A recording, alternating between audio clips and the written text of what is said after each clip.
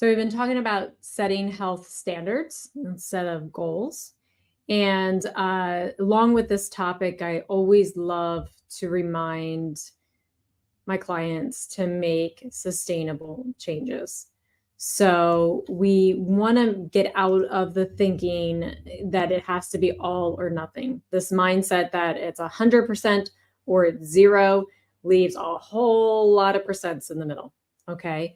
One of the ways that I built my health wasn't that when I started, I lived like I live now, because the way that I live now is very different than the way I lived a year ago, and a year before that, and a year before that, and a year before that, because I'm continually trying to build on the progress that I've already made. Okay. But when I do that, I do it with small, consistent changes. Okay. And celebrating the victories. So no matter how small, no matter how big, celebrate them. There's a book that we did a book club on probably 2 years ago now called The Gap in the Game. I love this book because it really, especially on a health journey, whether it's weight loss or you want to reduce your blood pressure or diabetes or aches and pains or fibromyalgia or whatever the health situation for you that you're working through. And it helps you to celebrate where you came from, not how far you are from where you want to be. Okay. So that vision that we created might be here and it might feel very far.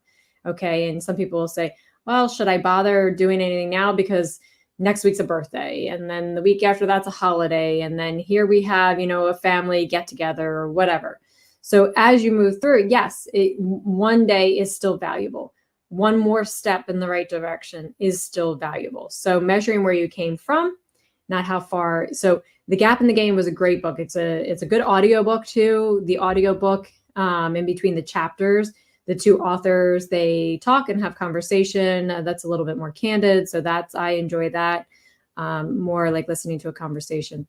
But that was a really helpful book. So if you feel like you struggle there, that might be a good book to help you bring things into perspective and help you to start celebrating those wins. Another one is Tiny Habits. A lot of people have heard of that one.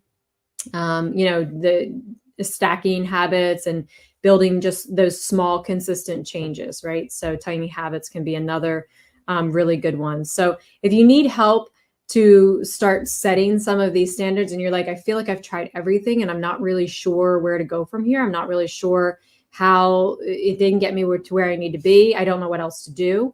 That's where someone like me might come in handy. So you can always set up a free call and we can get on a call and talk about your situation and we can see if what I do might be helpful in managing your health and taking it to that next level.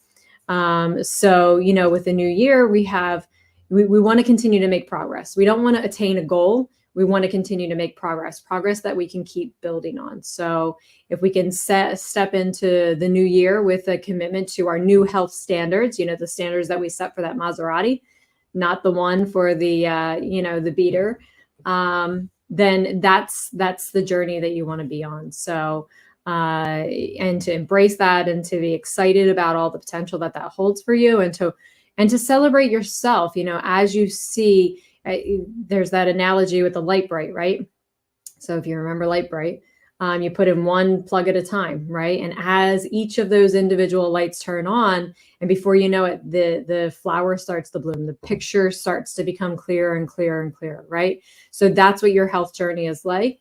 And making those small, consistent changes, keep building and building and building, and you're going to make a lot of headway in your health, and you will get to where you want to go.